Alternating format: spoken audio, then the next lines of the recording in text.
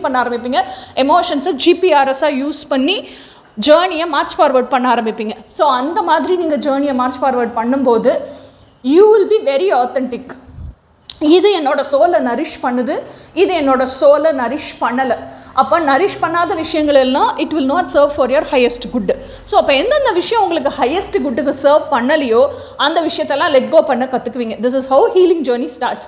அதுக்கப்புறமா சின்ன வயசுலேருந்து இப்போ வரைக்கும் எந்த விஷயமெல்லாம் என்னை ட்ரிகர் பண்ணுது, என்னென்ன எமோஷ்னல் ட்ராமா இருக்குது, என்னென்ன இன்னர் சைல்டு ட்ராமா இருக்குது, இன்னர் ஃபெமினைன் ட்ராமா என்ன இருக்குது, இன்னர் மாஸ்குலைன் ட்ராமா என்ன இருக்குது. ஸோ இந்த இன்னர் மாஸ்குலைன் இன்னர் ஃபெமினைன் ட்ராமாலாம் எனக்குள்ளே வர்றதுக்கு காரணமாக இருந்தது நான் வாழ்ந்த சூழ்நிலை, எங்கள் அப்பா அம்மாவை பார்த்து விட்னஸ் பண்ண ஃபாதர் உன்ஸ் அண்ட் மதர் உன்ஸ் எனக்குள்ளே இருக்கிறது. ஸோ இதெல்லாம் ரெகக்னைஸ் பண்ணி அதெல்லாம் லெட் கோன்னு விட்டு அதெல்லாமே ஹீல் பண்ண கற்றுப்பீங்க.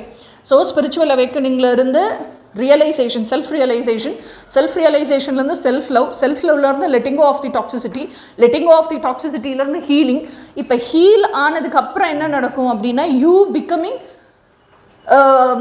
என்ன சொல்கிறது, open to all the spiritual truths and spiritual knowledge. இப்போ பிரம்மஞானம் கிடைக்கும். This is called awakening journey. எப்படி சொல்கிறது, அசென்ஷன் ஜேர்னி அப்படி வச்சுக்கோங்க.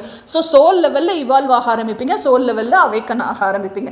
ஸோ இந்த பயணத்தில் எங்கேயுமே இன்னொரு ஆள் சம்மந்தப்படவே இல்லை. ஓகேயா? ஸோ இது முழுக்க